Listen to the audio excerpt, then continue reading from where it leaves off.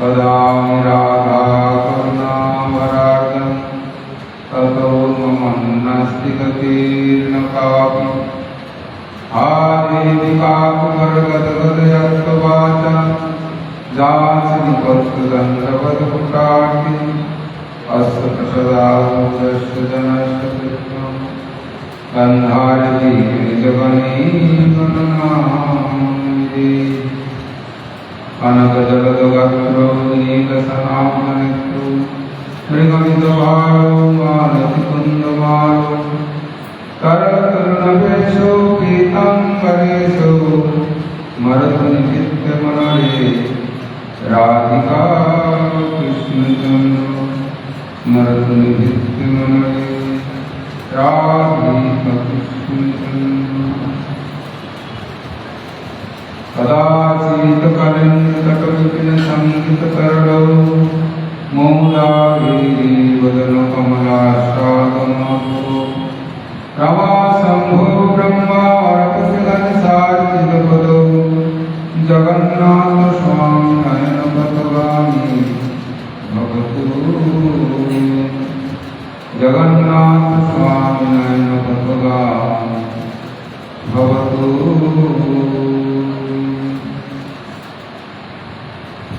तमां देवं करुणानिधानं तमालवर्णं सरितावतारम् अपार संसार समुद्र सेतु भजामहे भगवतस्वरूपम् यन्त्रगजन्तं नुपेत अपेतं कृतं दैपायनविहकाकरयानुभावम् पुत्रेति तन्मया तरोगिनेनुं तं सर्वभूतहृदयं नमामि।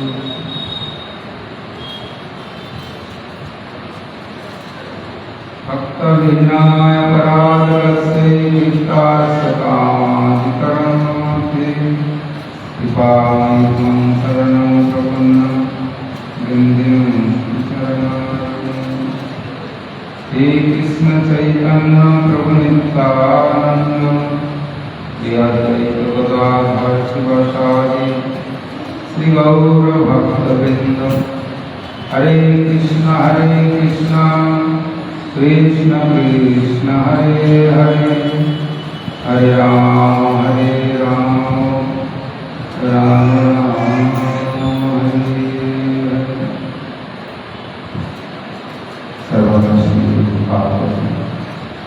ओम विष्णुपाद स्तोत्र शतस्य श्रीमन् भक्ति वेदांत वामोष्णि प्रभुरेरा चरण कमले एकाशात्मैरणं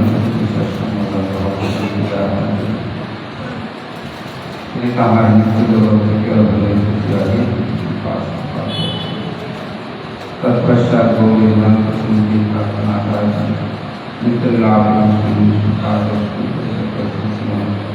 भक्ति वेदांत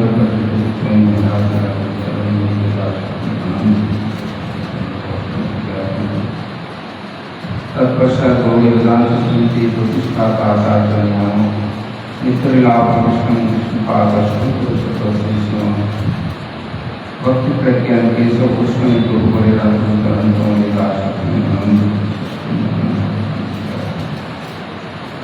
तत्पश्चात सपार्षद उपादेव चरण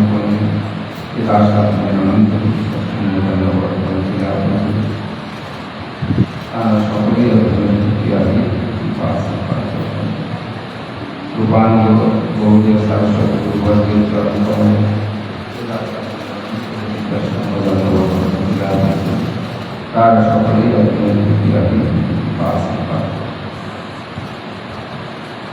किरण वैष्णव हिंदू मातृवृंदा सर्वमंगल सवार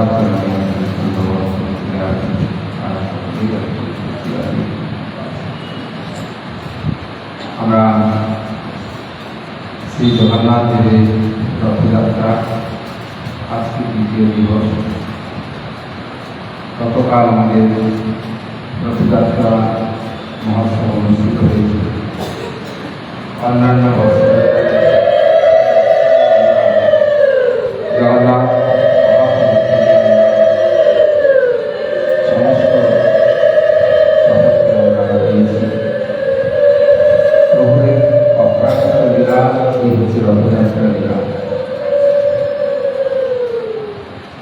এই অপ্রাকৃত এই যে রথযাত্রা লীলা এবং এক করুণাময় লীলা হচ্ছে এই রথযাত্রা। এ সংসারে ভগবানের যত অবতার হয়েছেন তার মধ্যে একমাত্র করুণা যে মূর্ত বিগ্রহ সেটা হচ্ছে একমাত্র মহাপ্রভু আর হচ্ছে জগন্নাথ। এই জন্য মহাপ্রভু আর জগন্নাথের এক অভিন্ন এক সম্বন্ধ। তাই শ্রীমৎ মহাপ্রভু তিনি 24 বছর কাল নবদ্বীপ লীলাকে সম্পন্ন করে পরবর্তী তিনি পুরী ধামে গিয়ে বসবাস করেছিলেন এবং অন্তিম লীলাও তিনি এই জগন্নাথের মধ্যে প্রবেশ করেছেন। জগন্নাথের মধ্যেই তিনি প্রবেশ করেছেন। অনেকে কবি বা যারা অনেকে বিভিন্ন এই সংসারের কথা কথিত যারা লেখক তারা মহাপ্রভুর এই চরিত্রকে না বুঝে উঠতে পেরে তারা মনে করেন কি শ্রীমান মহাপ্রভুকে পান্ডারা থেকে মেরে ফেলেছেন। এখন নাটক মোটরের প্রকাশ দেখলে একটু পাওয়া যায়, কিন্তু কখনো ভগবানের যে অপ্রাকৃত লীলাকে তারা বুঝে উঠতে পারে না। যদি মানুষ আসবে তার শরীর কোথায় গেল, শরীর কেন পেলাম না? কিন্তু তিনি যে স্বয়ং ভগবান, তিনি যে জগন্নাথে প্রবেশ করেছেন, তিনি যে গোপীনাথে প্রবেশ করেছেন, তিনি যে সমুদ্রের মধ্যে বিলীন হয়েছেন, এই তত্ত্বকে তারা স্বীকার করতে চায় না। কেন স্বীকার করে না? সেখানে পার্থিব আর যেখানে জড়বুদ্ধি থাকে সেখানে তাদের কাছে মানবে এই বুদ্ধিটা ঢুকবে না। যাদের মধ্যে অপ্রাকৃত বুদ্ধি এসছে, যারা পূর্বৈষ্ণবের সান্নিধ্যে এসছেন, পূর্বৈষ্ণবের বিচার করে যারা অনুধাবন করেছেন, তারাই মাত্র এই লীলাকে বুঝতে পারবেন। মহাপ্রভু যখনই জগন্নাথ মন্দিরে প্রবেশ করেছেন তিনি আর বেরোলেন। কিন্তু যারা কথা বলছে, যারা লেখক, তারা কি বলেন যে যেহেতু মহাপ্রভু বেরোয়নি তাহলে পান্ডারা কিন্তু তাকে ওইখানেই মন্দিরের ভিতরে কোথাও এদিক ওদিক করে তাকে মাটির ভিতরে দিয়েছে। কিন্তু এটা কখনো না। ভগবানের সঙ্গে অতুল এক সম্বন্ধ।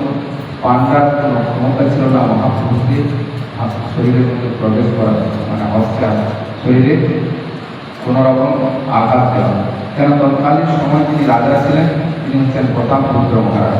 আর প্রতাপপুত্র রাজা মহাপুত্রার কৃপা পাওয়ার জন্য নিজেকে সমস্ত কিছু দেহ পর্যন্ত বিসর্জন দিবেন, রাজকে পরিত্যাগ করে দেবেন, প্রাণ রাখবেন না তিনি সংকল্প করেছেন। আর রাজার অনুমতি ছাড়া কোনো কাজ কোনো পান্ডার করার কোনো ক্ষমতা ছিল না। এই জন্য যখন প্রতাপপুত্র রাজা মহাপ্রভু কৃপা পাওয়ার জন্য এত তিনি মানে আরতি, সেখানে কি করে মহাপ্রভুকে ভাবে পান্ডারা করতে পারে?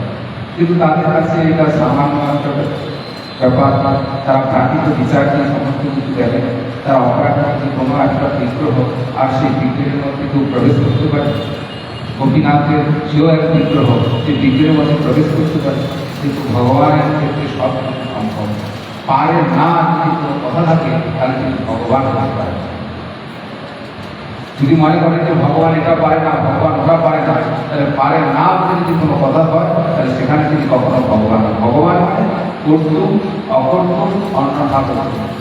জব হয়েছে আমি যেটা পারি সেটা উনি পারে, আমরা যেটা সবাই মিলে পারি না সেটা উনি পারে।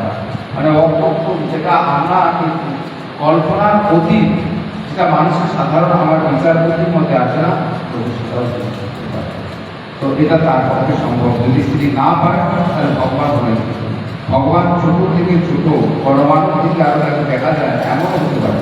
আবার তিনি বৃহৎ থেকে বৃহৎ সারা বিশ্ব ব্রহ্মাণ্ডে তার একটা চরণে সমাপ্ত হয়ে পড়ে। যারা বলি মহারাজের উপাখ্যান যারা শুনেছেন দেখবেন, সেই বলি মহারাজের উপাখ্যানে বলি মহাদেব দান করতে তুলেছিলেন মাত্র কৃপার ভূমি চেয়েছিলেন। আর এই কৃপার ভূমির মধ্যে তিনি কি করলেন, একটা পায়ের মধ্যে তার স্বর্গমর্ত পাতাল একদম উপর দিকে চলে গেছে, আর একটা এই নিচের দিকে, দুটো মানে 14 লোক দুই চরণেই সমাপ্ত হয়ে গেছে। আর বাকি 3 পা আর একটা পা রাখার পর জায়গায় ছিল না। তাহলে যে ব্রহ্মাণ্ডের সমস্ত কিছুকে একবার তিনি সমাপ্ত করে দিতে পারেন, তাহলে তার পক্ষে এই বিগ্রহের মধ্যে প্রবেশ করা এটা আমার সামান্য ব্যাপার। এই জন্য যারা কথা কথিত লেখক তাদের কাছে তারা হয়তো অনেক ডিগ্রি আছে, পিএইচডি বলা হতে পারে, কিন্তু তারা যত সময় না বৈষ্ণবের চরণ রজল তাদের মস্তকে পড়বে তাদের বুদ্ধি কখনো শুদ্ধ হবে না। অচৈতন্যবিদম যদি চৈতন্যমিশ্বরম। প্রবলানন্দ সরস্বতী পাদ বলছেন যে অচৈতন্য যে বিশ্ব, এই চেতনতা একমাত্র যদি কেউ যা করতে পারে তাহলে একমাত্র মহাপ্রভু চেতনতা দান করতে পারে।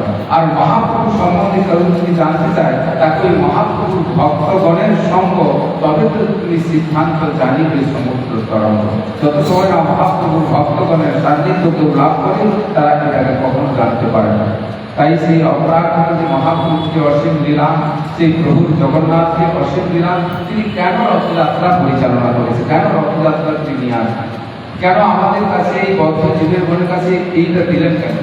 আমরা এমন বদ্ধ হয়েছি যে আমরা ঘরের বাইরে পর্যন্ত বেরোবার মতো বা মন্দিরে গিয়ে আমাদেরকে পুরী ধামের গিয়ে জগন্নাথকে দর্শন করার মতো আমাদেরকে শক্তিও নেই, সামর্থ্য নেই। আর যদি ইচ্ছা থাকে বলে বাবা এত বড় লাইন, জগন্নাথ দর্শন করতে গেলে সারা রাত লাইনে থাকতে হয়, যে জগন্নাথ আর দর্শন করতে যাবো না, বাবা আমার শিলচরে থাকি, শিলচরে গিয়ে পুরী ধামের থেকে অত ভিড় ভাট্টা ফেরাতে, তাহলে ওখানে তো জগন্নাথ পুরী থেকে তিনি চলে এসেছেন এখানে। এখানেও রথযাত্রা তিনি চালু করেছেন কি, যে লোকগুলো আর খালি ওই কোনো রকম ঘর আর দোকান ছাড়া কিছুই জানে না, তো প্রভু বলছে তোমাদের চিন্তা নেই, আমি দোকান পর্যন্ত তোমাদের পৌঁছে যাবো, তোমরা একটু দোকান থেকেও আমাকে যদি দর্শন করো, একমাত্র তোমাদের মুক্তি লাভ হবে।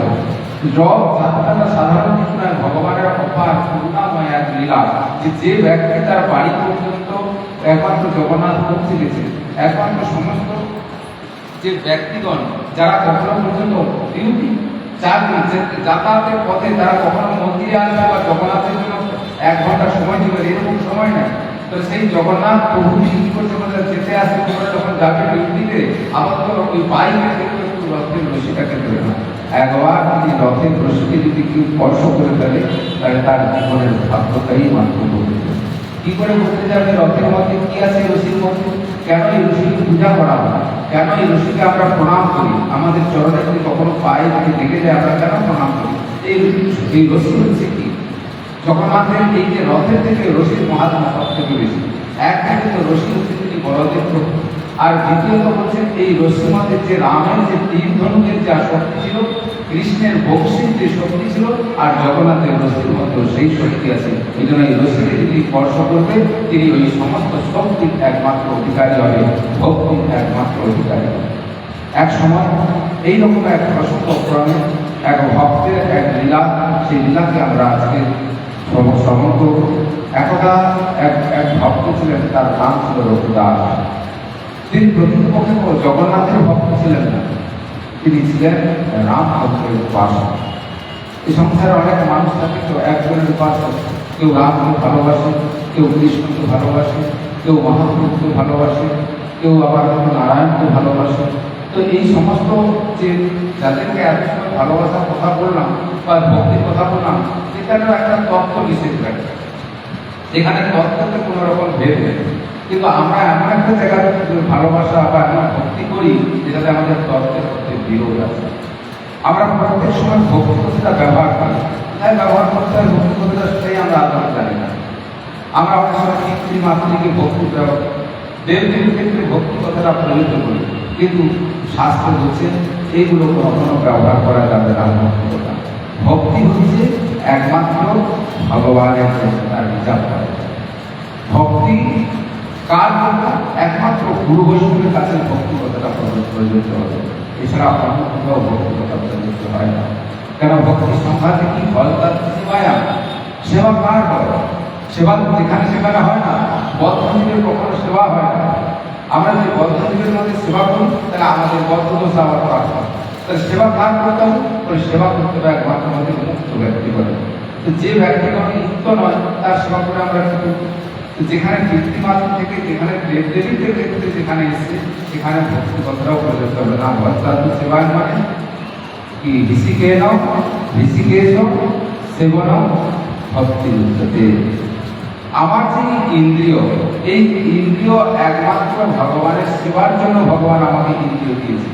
যদি আমি এই ইন্দ্রিয়গুলোকে ভগবত সেবাতে না ব্যবহার করে যদি আমরা প্রাকৃতিক কোনো কাজের জন্য যদি ব্যবহার করি, তাহলে এখানে আমাদের দোষ তৈরি হবে।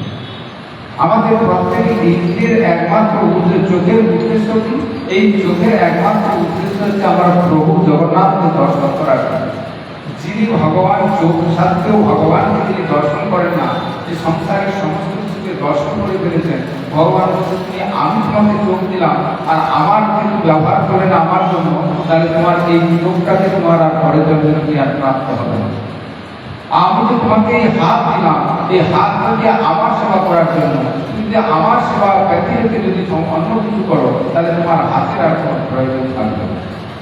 কিন্তু এই কথা বুঝলেন কি, যদি ভগবান আজকে চরণ দিয়েছেন আর এই চরণের উদ্দেশ্য কি যে আমার জন্য তোমার সবসময় মন্দির বা পরিক্রমা আর এই ধাম এই সমস্ত লীলার জন্য আপনার দেওয়া হয়েছে, তুমি যদি সেখানে যদি এই চরণকে যদি না ব্যবহার করো তাহলে তোমার চরণের কোনো প্রয়োজন থাকে। তাহলে অর্থাৎ এই মনুষ্য দেহের যে প্রত্যেকটা ইন্দ্রিয়, এই সমস্ত ইন্দ্রিয়গুলো একমাত্র ভগবানের সেবার জন্য আমরা প্রাপ্ত হয়েছি। আমরা ভগবানের ব্যতিরেকে যদি আমরা অন্য কোনো কিছু করি তার জন্য আমাদেরকে প্রত্যেকের দোষ থাকে। আরে আপনার সন্তান যদি আপনার সেবা না করে, আপনার মেয়ে যদি, আপনার পরিবার যারা আছে যাদেরকে আপনি যাদেরকে লালন পালন করছেন, তারা যদি আপনার কথা না শুনে তাহলে আপনার কি হয়? তাদের প্রতি আপনার দুঃখ হয় না? কখনো আপনি রুষ্ট হন? তাহলে আপনার যে সন্তান, আপনার যারা অনুগত জন, তাদের ক্ষেত্রে আপনার কত রকম ভাবে রাগ হয়ে যায়।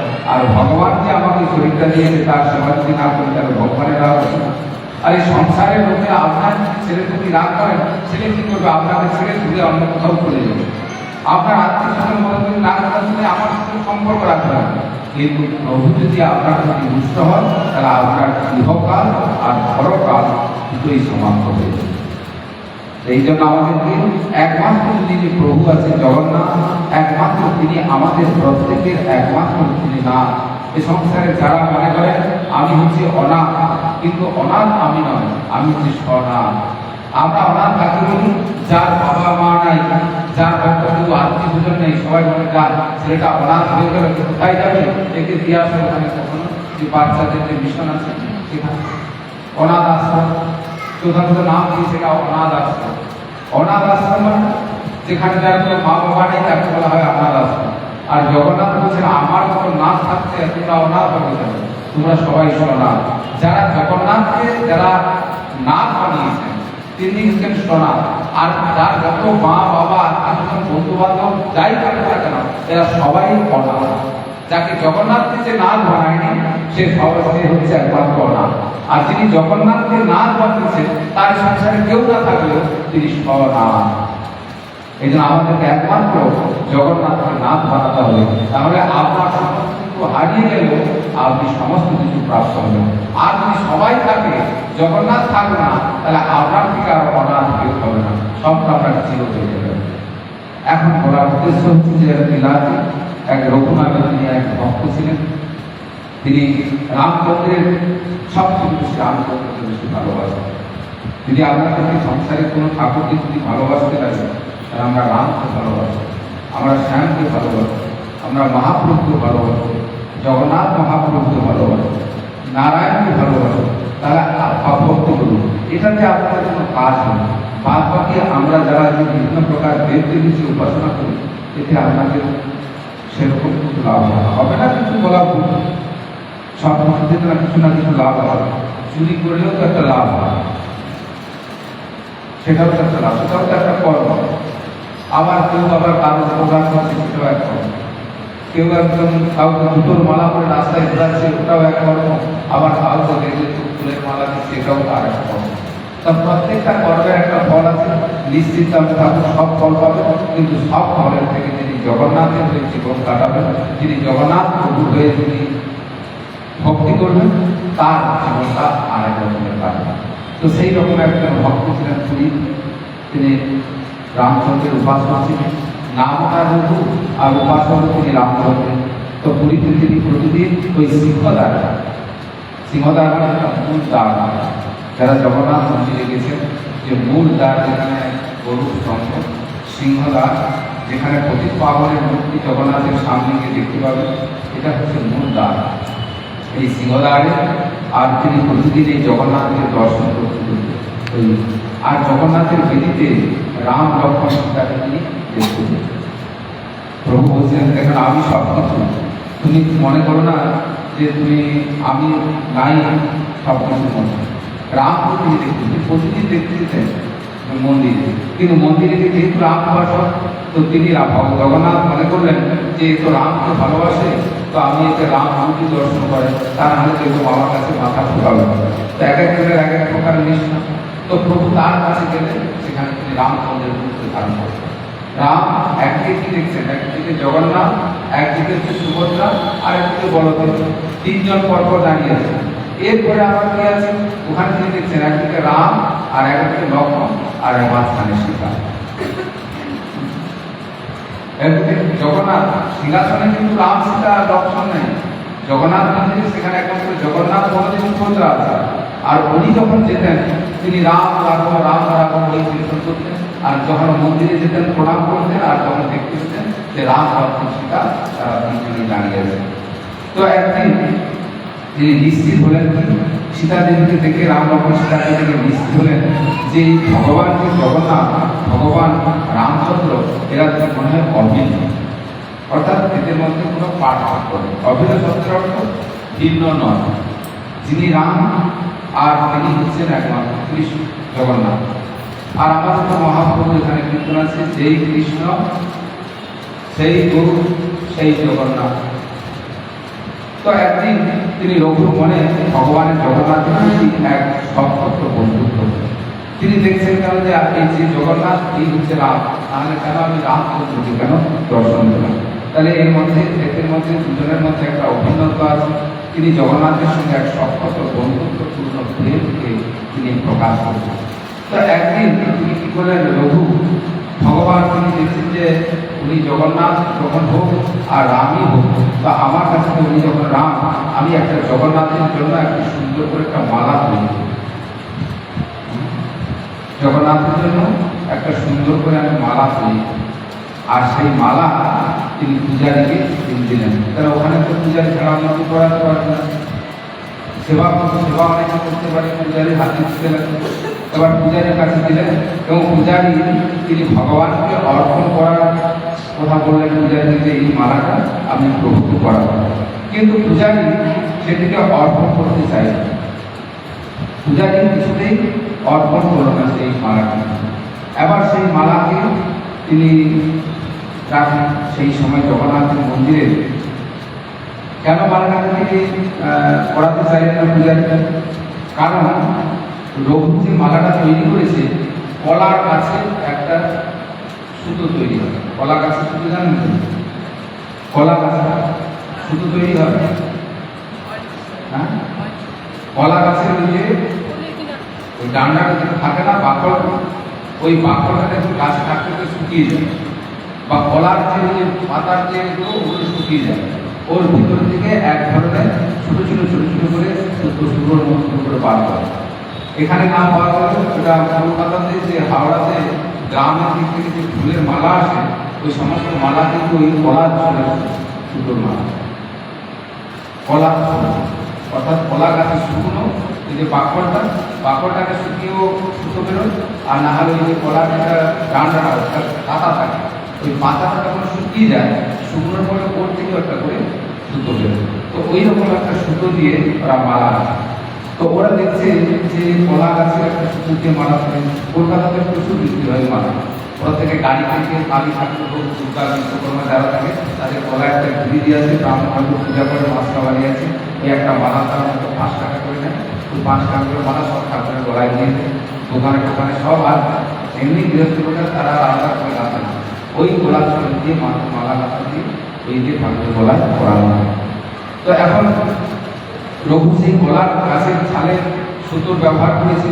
সেই সময় জগন্নাথ মন্দিরে এই ধরনের জিনিস ব্যবহার করা নিষিদ্ধ, যে এইরকম ধরনের জিনিস করবে না। তো রঘু খুব দুঃখ পেল, এখন যে আমি নিয়ে আসলাম কষ্ট করে মালাটা দিতে, কিন্তু আমার মালাটা জগন্নাথকে অর্পণ করা হয় নাই। তো তিনি সেই মন মারা হয়ে মন্দির ছেড়ে চলে যাচ্ছে। আমরা যেমন কোনো কিছু কাজ আমাদের মনের মতো না হলে মন্দির ছেড়ে চলে যাই, তো এইরকম প্রভু হয়েছে। আমরা মন্দির ছেড়ে অন্য কোনো সময় যাই না, মন্দিরে এসে দুদিন ঘুরে গেলাম, একটু প্রসাদ পেলাম না, আর ওই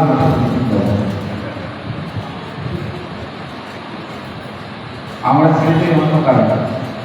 আর উনি ছেড়ে যাচ্ছে যে আমার বস্তুটা সেবাই লাগলো না, প্রভু আমি কি আমার অপরাধ করি, আমি তো আপনার জন্য দিয়েছি, কেন আপনার সাথে রামচন্দ্রের পরম শক্ত আজ আগে কোনোদিন তো কিছু দেয়, আজকে যখন দেখছি যে আমার রাম খুবই, তাহলে আজকে প্রভুতি ভক্তি খুব হয়েছে। আজকে আমার প্রভু আমি এত মনের থেকে সমস্ত কিছু চিন্তা করে নিয়ে আসলাম, কত আদর ভক্তি করে, আর পূজারি আমার একটা কোনো করানো মন্দির ছিল তিনি চলে গেলেন। পরের দিন পূজারি সন্ধ্যায় আরতি শেষ করে, আর আরতি শেষ করে ভগবানকে শয়ন করানোর আগে পূজারি তাকে বড় সিঙ্গার নামক একটি বিশেষ পোশাকে সাজিয়ে দেয়। তো ভগবানকে সাজানোর পর পূজারি ফুল দিয়ে তার শরীর সাজাতে শুরু করে, আর ফুল দিয়ে যখন সাজাতে শুরু করেন, তখন তিনি অবাক হয়ে দেখলেন যে ওই যে ফুলের মালা ভগবানের শরীরে একটিও ফুল আর থাকছে। যত ঠাকুরের ফুল দিয়ে সাজানো হয়, কোনো ঠাকুরের শয়নের সময় শরীরে একটা সাজা ঠাকুরকে সাজিয়ে শয়ন দিতে লাগে, আমরা ফুলের মালাটা খুলে নিই, কিন্তু এখানে ফুলের মালাটা খোলা হচ্ছে না। ফুলের মালা খোলা হয়েছে আগে, কিন্তু তারপরে শয়নের সময় আবার পুষ্প সজ্জা দেওয়া হয়। সজ্জা যখন সাজানো হবে আবার পুষ্পসজ্জা। পুষ্পসজ্জা কেন না, পুষ্পসজ্জাটাকে সবচেয়ে হচ্ছে কমল নরম হয়, এই জন্য কমল সেই পুষ্পসজ্জার ব্যবস্থা করেছে। কিন্তু ফুল না থাকছে, সাইডের ফুল মাঝে কোনো জায়গাতে আর ফুল আর থাকতেই থাকছে না, সব ফুল পড়ে যাচ্ছে, সব শরীরের মধ্যে যে ফুল দিয়েছে সে ফুলও থাকছে। তো ভগবানের সাথে যখন থাকছে না, ভগবান কোনো ফুলই গ্রহণ করছেন যে না আমার ভক্ত এত কষ্ট করে নিয়ে আসবেন, তুমি যখন সেই ফুলটা দিলেন না, তোমাদের কোনো ফুল আমি আজকে আর স্বীকার করবো, যা সব ফুল নিচ্ছি রেখে দেবে, যেমন সব কিছু তোমার আর লাগবে না। তো আজকে ঠাকুরের যখন হবে সমস্ত ফুল নিয়ে আসবে, ফুল সমস্ত পূজারীকে চিন্তা করবে। হ্যাঁ, আবার পূজারী একটা পূজারী করে আরেকটা পূজারী আছে, সব পূজারী দেখে একই অবস্থা, কি ব্যাপার, আর একজন না পারলে আরেকজনের হয়, কেউ দোষ করেছে নাহলে আরেকজন গেলে মানি। কিন্তু কোনো পূজারী কোথাও শুনছে না, ঠাকুর আসছে, সব পূজারী একই জন্য সবাই চিন্তিত হয়ে পড়লেন, সব পূজারী কি ব্যাপার, এরকম কেন চিন্তিত হয়ে পড়ে ভাবেন নিশ্চয়ই কোনো অপরাধ, এখন আমাদের কোথাও না কোথাও কোনো কিছু দোষ করেছে, কিন্তু সেটা দোষ নেই পারে, কারণ দোষটা যদি না জানতে পারি তাহলে তার থেকে আমরা কী করে অপরাধে প্রার্থনা করি, ক্ষমা প্রার্থনা করি। এখন যদি চিন্তা করে যখন পারছে না, এখন কী করবে, রাত্রি এটাকে বোঝার জন্য সকলের মন্দিরে রাত্রি যাপন করবেন এবং উপবাস করবেন, আজ রাত্রি জাগরণ করবেন এটাকে জানার জন্য, এবং সবাই উপবাস করবে যতক্ষণ না ভগবান তাদের স্বপ্নে আনন্দিত হয়, তাদের অপরাধের কথা জানান। ঠিক সেই রাতে ভগবান প্রধান পূজারীকে স্বপ্নে আনন্দিত হয়ে বললেন, দেখো আমার এই যে মালাগুলো আমি কেন তোমাদের ফুলকে গ্রহণ করছি না, দেখো আমার একটা ভক্ত যে রঘু, সে আমার জন্য একটা ফুলের মালা এনেছে, আর সে অত্যন্ত আমাকে ভালোবেসে আদর করে ভক্তি দিয়ে সেটা তৈরি করেছে, কিন্তু মালার গাঁথনির বাহ্যিক রূপ তুমি দেখলে, আর মালাটি আমাকে দেওয়ার অনুমতিও তুমি দাও না, কত যে সুন্দর যে মালাটি তৈরি করেছে তা তুমি দেখতে খুব পাও, তুমি দেখলে শুধুমাত্র কি ওর ভিতরে কোন সুতো আছে এটাকে শুধুমাত্র দেখবে, তুমি দেখলে না যে ওই মালাটাকে দেখেছে ওর মনের যে আট, ওর মনের যে ভক্তি, ওই ভক্তিটাকে তুমি দেখবে না, বাহ্যিক রূপটাকে দেখবে। তো এটা দেখে আর মালাটিকে তুমি আমাকে দিলেও, তা আমাকে যখন তুমি দাও নাই, ওই সুন্দর মালাটি তোমাদের যখন চোখে পড়ে না, মানুষ ভক্তের ভালোবাসা বা ভক্তি সেটা যখন তোমার পূজারীর চোখে যখন পড়ে নাই, এখন আমি তোমাদের সেবা করি না। একটা ছোট, কিন্তু ওর থেকে আরো দামি দামি মালা দেওয়া জগন্নাথ, কিন্তু এত দামি বস্তুকেও পর্যন্ত আমাদের কাছে দামি জিনিস যেন বেশি করে আগে নিয়ে নিই, কমার জিনিসগুলো তো নেই, কিন্তু প্রভু বলছে না ওই মালাটাই আমার, ওটাই আমার তো সুন্দর বলছে ওই ফুল ওই পুষ্পটা সুন্দর না, সুন্দর হচ্ছে ওর মন, ওর মনটা হচ্ছে সুমন। ও যে মালাটা কেটেছে একদম মন পুষ্প দিয়ে কেটেছে, অর্থাৎ তার পবিত্র মন, পবিত্র ভাবনা, যে মনের মধ্যে কোনোরকম তুলসতা বলতে নেই, মাত্রত্ব বলতে নেই, আর একমাত্র আমাকে ভালোবেসে সেই জিনিসটাকে তৈরি করেছে। আর তোমরা তার ভালোবাসা ভক্তিটাকে দেখলে না, দেখলে ওর মধ্যে সুতোটা কি লাগানো আছে, কলার এটাকে দেখলে। অতএব এখন আমার ভক্ত আমার সেবা থেকে বঞ্চিত হয়ে গেছে, আর আমার কাছ থেকে সে দূরে চলে গেছে। দেখো আমি সব কিছু থেকে আমাকে দূরে চলে যেতে পারি, কিন্তু আমি ভক্তের থেকে কখনো দূরে যেতে পারি। আমার ভক্ত আমাকে প্রতিদিন যে দর্শন করতে আসতো, আজকে তার মনোকষ্ট, আর আজকে তুমি কাঁদছেন, অন্য কোথাও তুমি বসে বসে কাঁদছেন, এবং তোমরা তো এক রাত্রি সেবা করেছো, মানে আমার জন্য জাগরণ করেছো। আর এই মালাটা যখন দিন থেকে তুমি পড়াওনি, সেদিন থেকে 3 রাত্রি আজকে সে কিছু খায়ও না আর ঘুমায়। 3 রাত্রি ভক্ত যেদিন থেকে মালাটা দিয়েছে দেখছি যে ওটা পড়ায় না, আর সেদিন থেকে 3 রাত্রি আজ পর্যন্ত যে তোমরা তো একটা রাত্রি জাগরণ করতে পারছো না, তো 3 রাত্রি আছে খায় না। তো একমাত্র সে ঘুমায়নি, তো অনবরত 24 ঘন্টা তিনি জগন্নাথ প্রভু আমি কোন এমন অপরাধ করেছি।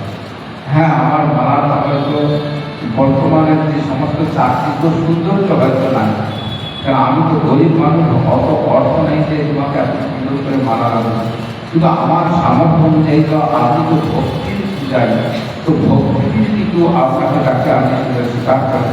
তা আমি সেই জন্য আপনাকে ওই মালাটা আমার ওই ভক্তিপূর্ণ ভাব নিয়ে ভক্তের ইচ্ছা পূরণ যদি আমার না হয়, জগন্নাথ বলছেন যে তিনি এখনো কাঁদছেন, আমার ভক্তের ইচ্ছা পূরণ না হওয়া পর্যন্ত আমি তোমার কাছ থেকে কোনো মালা গ্রহণ করবো না, আর আমিও শান্তিতে ঘুমাতে পারছি। ভক্ত যখন কষ্ট পাচ্ছে, তা আমিও শান্তিতে ঘুমাতে পারছি না।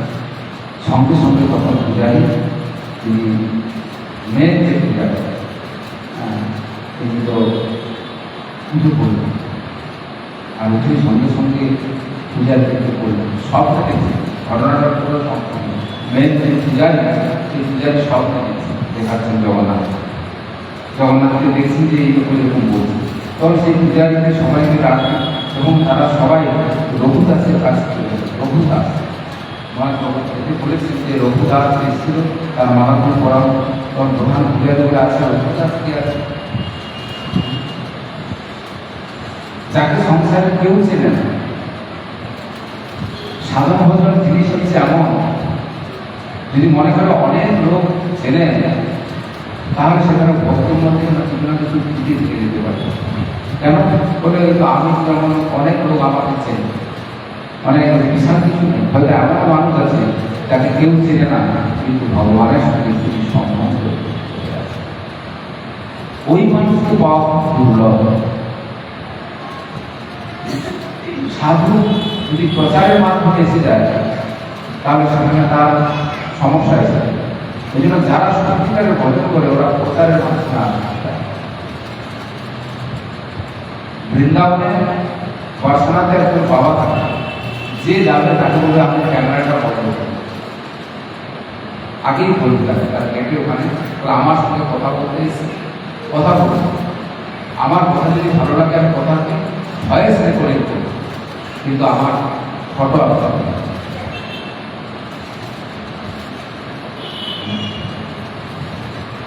প্রচুর মানুষ তার কাছে নিতে যায়। সিদ্ধ মহাত্মা আমাদের রাধা ছিলেন, ওই মহাত্মা রাধমার কাছে আসতেন প্রণাম করতে। রাধমাকে 1 বছর জেলে আমাদের গুরু মহারাজেরই আসতেন।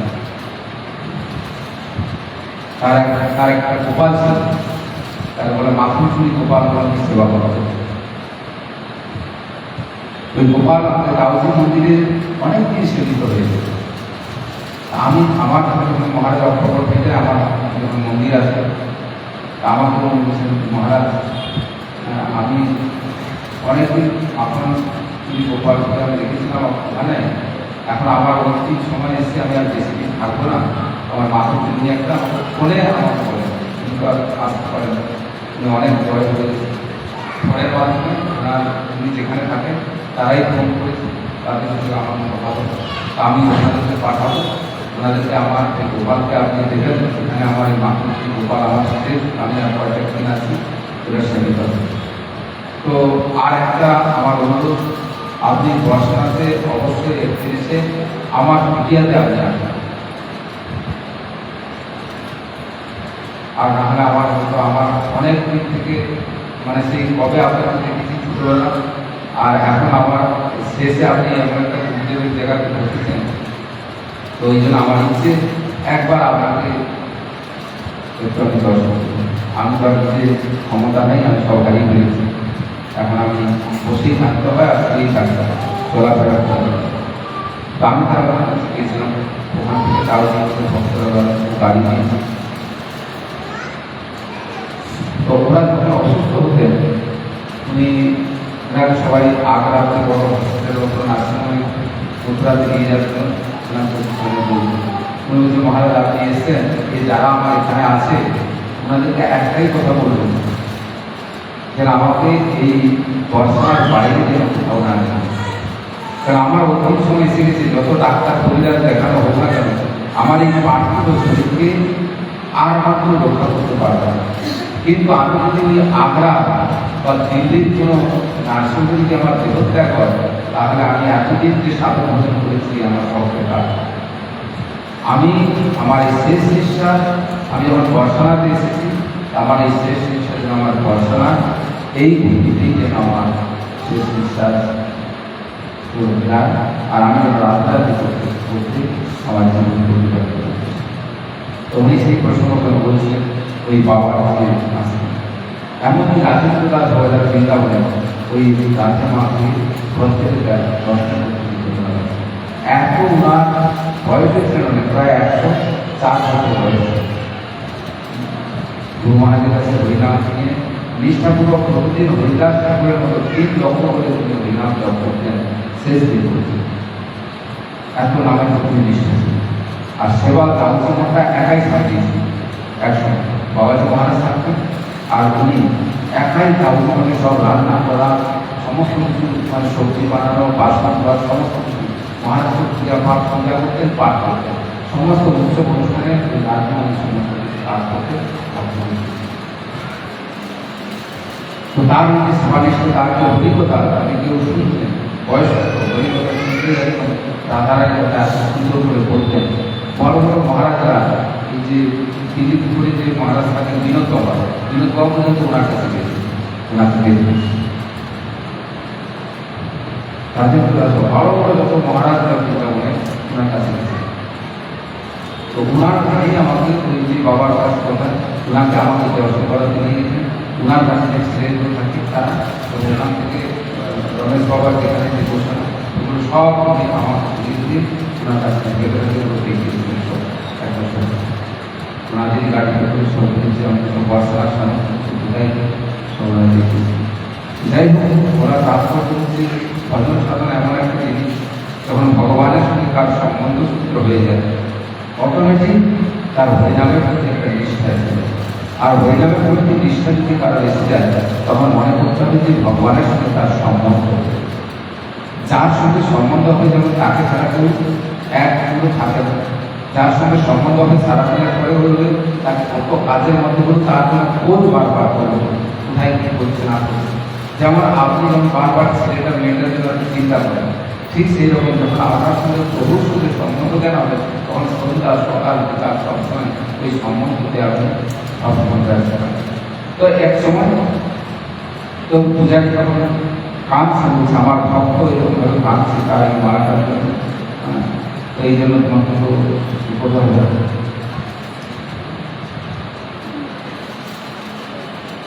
সঙ্গে সঙ্গে পূজারি তখন জেগে উঠলেন এবং রঘুদাসের কাশীকে নিজের অপরাধের কথা ব্যাখ্যা করলেন এবং তিনি সঙ্গে সঙ্গে বড় পূজায় তিনি চলে গেলেন রঘুকে খুঁজে বলে রঘুকে। আর রঘুকে খুঁজে খুঁজে তিনি তার কাছে চলে গেলেন এবং গিয়ে ভগবান জগন্নাথকে তার মালা নিতে অনুরোধ করলেন। ভগবান এতই দয়ালু যে তিনি স্বয়ং তার মালাকে যত্ন করার জন্য অপেক্ষা করছেন। আজকে পানবাজার পূজারী তিনি বলে দেখেন এমন যে নিষ্কৃতিজন ভক্ত ছাড়া এমন সাধন হতে করেছে যে কত কত মালা দিয়ে গেছে, কত মালা পরানোই হয়, এমন কত লোকের কত মালা এসেছে, প্রত্যেক লোক তো মালা নিয়ে গেছে, কত মালা পড়ে আছে, সব মালা পরানোর সময় হয় কিন্তু ওই কোনো কারো জগন্নাথ বড় ভক্তের কাছে বলে তার জন্য বলছি আমার বড় ভক্তের চিন্তা করুন তাকে তিনি সাধারণ ভক্ত নয়। রঘুদাস অত্যন্ত তিনি এই কথাটা শুনে পূজারী কথা শুনে বলে আপনার মালাটা জগন্নাথ করতে চেয়েছে কিন্তু আমার পূজারীগণ আপনার মালাটাকে পড়ায় অন্যায় করে দিয়েছে।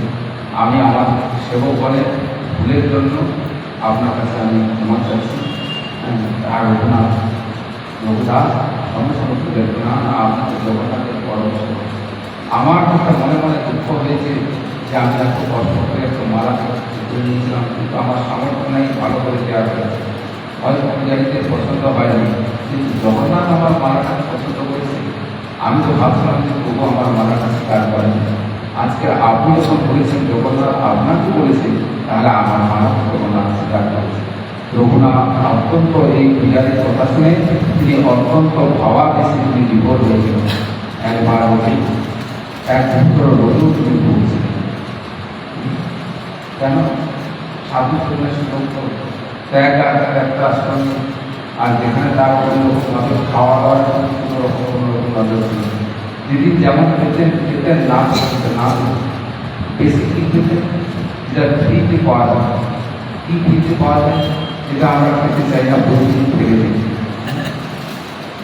জগন্নাথের পাতা যে অন্নগুলো বিক্রি হতো না পান্ডারা যে আনন্দ বাজারে তাকে জল ঢেলে আর জল ঢেলে রেখে দিয়ে ওই পাকালে আগুন কিন্তু গাড়ি জল ঢেলে রেখে ওইগুলোকে সমস্ত পুকুরে চড়তে পাকালো আর চড়কে ওর মধ্যে কিন্তু লবণ ওর মধ্যে লেবুর রস ওর মধ্যে বাড়ি ভাষা দিয়ে আর সব কিছু দিয়ে ওটাকে এমন পুকুরে ওইগুলোকে পাকা আর জল যেগুলো আমরা খাই না কার যারা গরিব লোক তারা খায় যে আবার গ্যাস দিয়ে আবার রান্না করবো তার থেকে পাকা লঙ্কা রেখে ঠিক কাল সকালে খাওয়া দাওয়া হয়ে যাবে লঙ্কা দিয়ে লবণ ওখানে ওই রকম হবে। আর ওইটাতেই রঘু পদ্ধতি যখন তো ফেলে দিতাম বিক্রি যখন হতো না ফেলে দিত আর ওটা থেকে যে একটা কৌটা ছিল ওই কৌটাটা নিয়ে যখন ফেলে দিত ওইটা রাখতে ফেলে দেওয়া আর ওটাতেই প্রতিদিন ওটাই তার সেটা ফেলে দেওয়া। এক রঘুনাথ দাস অনুষ্ঠানে তিনি ট্রেনের যে অন্নগুলোকে ধুয়ে রাখতেন আবার তিনি কি করতেন ওই পাকালের যেগুলো জল থাকতো সেই জল আমরা তো খাই না। এখন অবশ্য অনেক ডাক্তারও পাকা খায় ওইটা যেটা একটু উপকার গরম পাতি থেকে এই পাকা পাকা মানে সেটা জল ঢালা পাতির মধ্যে সুগার কম এখন অনেক আবার এখন আবার অনেক কিছু চালু হয়েছে মানে ডাক্তাররা যেটা করবে সেটা লক্ষ্য করবে। ওই জন্য গরিব লোকের যারা তারা বেশি বাসি জিনিস কেন ব্যবহার বাসি যে রুটি হোক আর বাসি অন্ন হোক এইটা হচ্ছে সব থেকে বেশি প্রোটিন। ওই জন্য ওদের মধ্যে রোগ প্রতিরোধ ক্ষমতা থাকে ওই জন্য ওরা গরিব গরিতে রোগ ব্যাধি কম পাচ্ছিল না। যত বড় বড় যে হসপিটাল হোক বা নার্সিং যেগুলো হয়েছে যেখানে ঢুকলেই 10,000 টাকা বেড চার্জ তো এখানে সাধারণ লোকের 4 লোক মানুষ যাবে সেখানে তারা তো সরকারি হসপিটালে যা থাকে ওষুধ ওইটা হয়ে গেল। তারপরে কারো তো অতটুকু আসার ভালো নেই ওইখানে একটা ডাক্তার দেখানো দেখানো না হলে ওই কষ্ট ওর মধ্যে সহ্য ক্ষমতাও সেরকম আছে।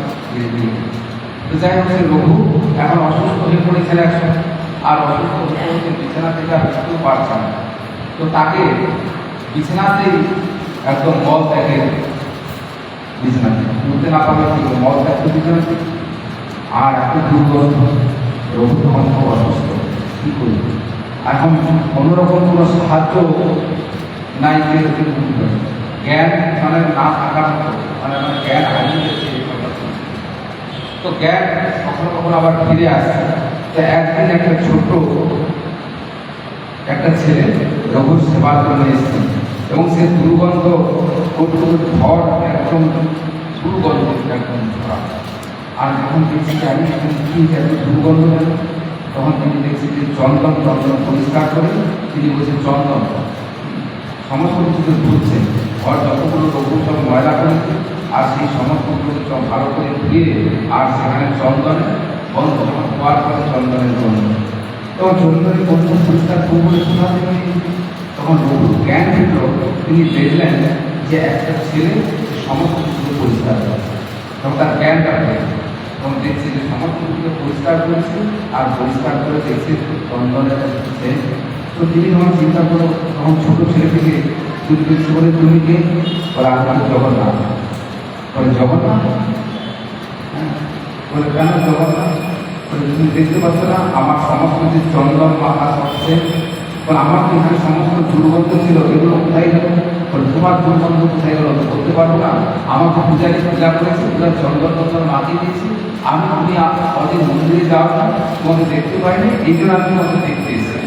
বলে আমার এখানে একটু পরিষ্কার করে দিতে। বলে আমি তো বলতে বলবো তোমার কত চাকর রেখেছো আমি জানি। বলে চাকর আমার বাড়িতে তুমি চাকর টাকর কেউ নেই। বলে চাকর নেই? এত বড় জগৎ, যে ভক্ত তার বা চাকর নেই? বলে কে চাকর আমার? বলে জানো যে জগন্নাথের যে দাসত্ব করে, আর জগন্নাথ তার দাসত্ব করে, আমি তো তোমার সব কিছু বড় চাকর। দেখো কেমন প্রভুর লীলা। বলে যে আমার দাসত্ব করে, কিন্তু আমরা ভগবানের দাসত্ব করতে চাই না।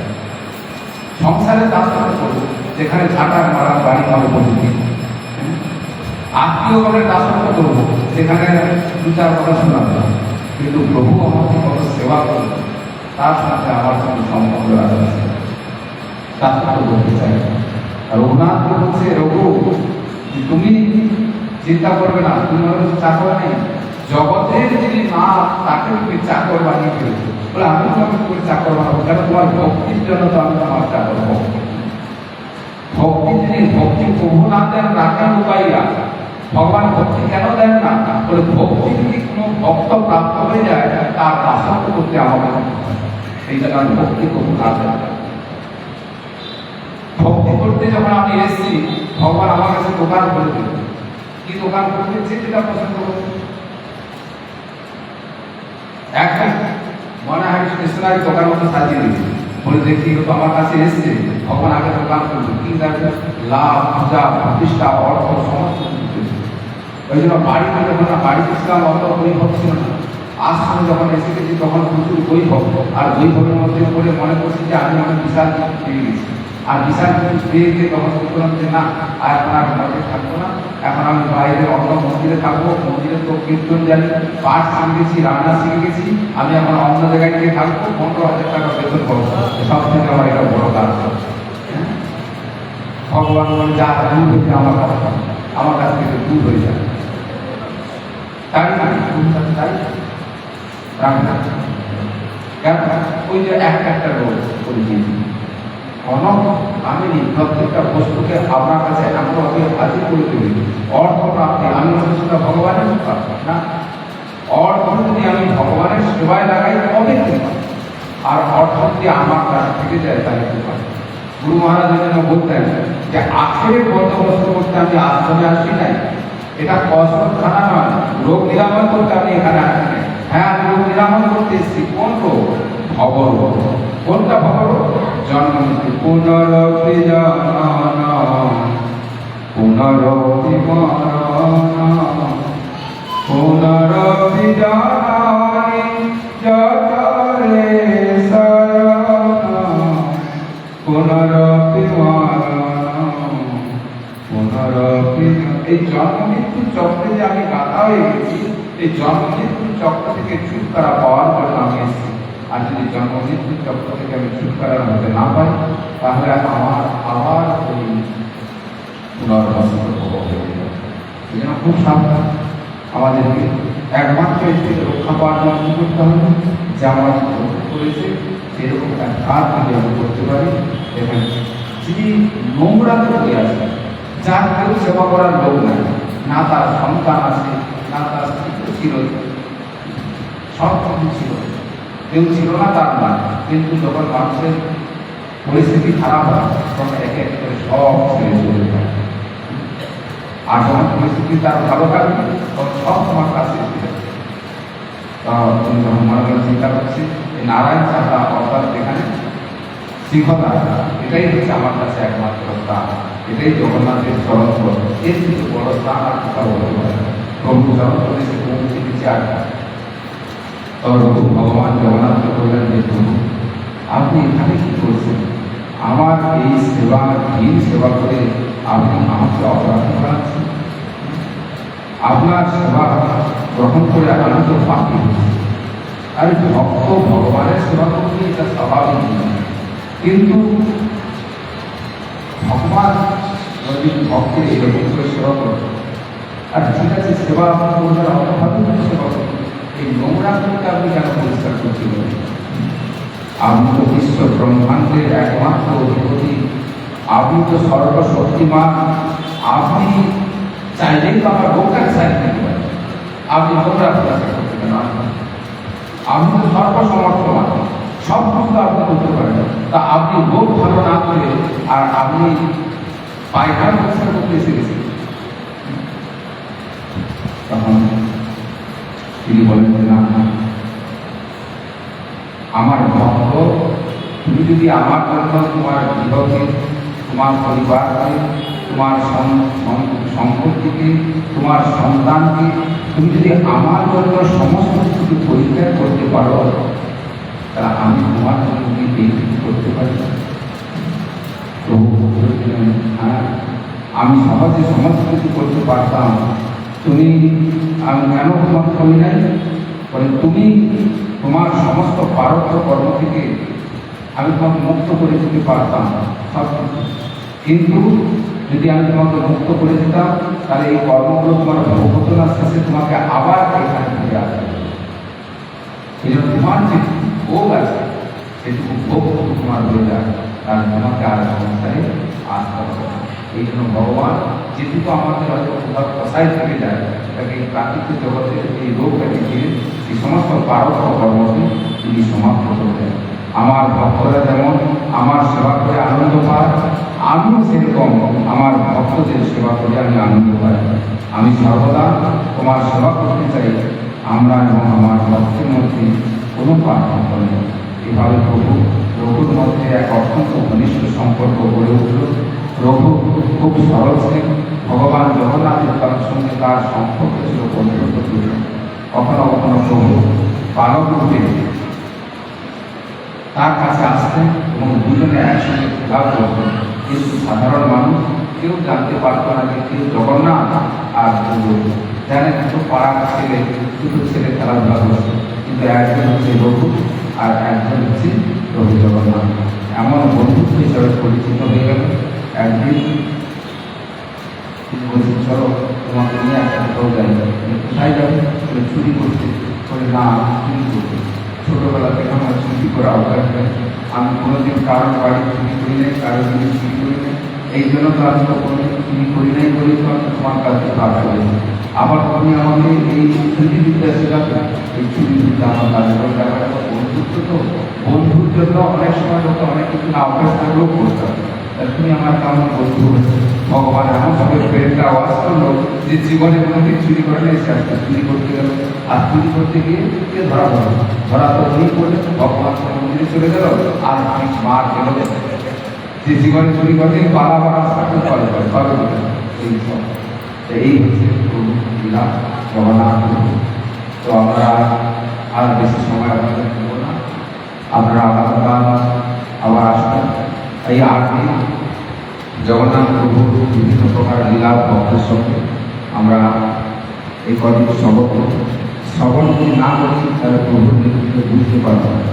এই বুঝতে গেলে প্রভুর সম্বন্ধে শুনতে হবে। জগন্নাথের সম্বন্ধে যত শুনব তত আমাদের তার প্রতি ভক্তি হবে।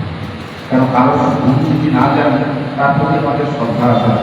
তো আমি জানি উনি ভগবান, তো উনি কতটুকু দয়াল, একটা আমরা যে তাকে রাখছি তিনি আমাদের জন্য কী করতে পারেন, এটা যদি আমি জানতে পারি তাহলে আমার জগন্নাথের প্রতি আরও ভক্তি বৃদ্ধি প্রাপ্ত হয়। আর হরিকথা না শুনলে ভক্তি বৃদ্ধি প্রাপ্ত হবে। আজকে যখন হরিকথা শুনেছেন দেখবেন বাড়িতে ছিলেন তো এখন আজকের থেকে একটু বেশি না হলে 3 দিন একটু জগন্নাথ জগন্নাথ করি, বেশি দিন না করলেও বলে এখন 3 দিন জগন্নাথ জগন্নাথ একটু করি। তো এটাও আমার লাভ, 3 দিন যদি এইটুকু করেন তাও লাভ।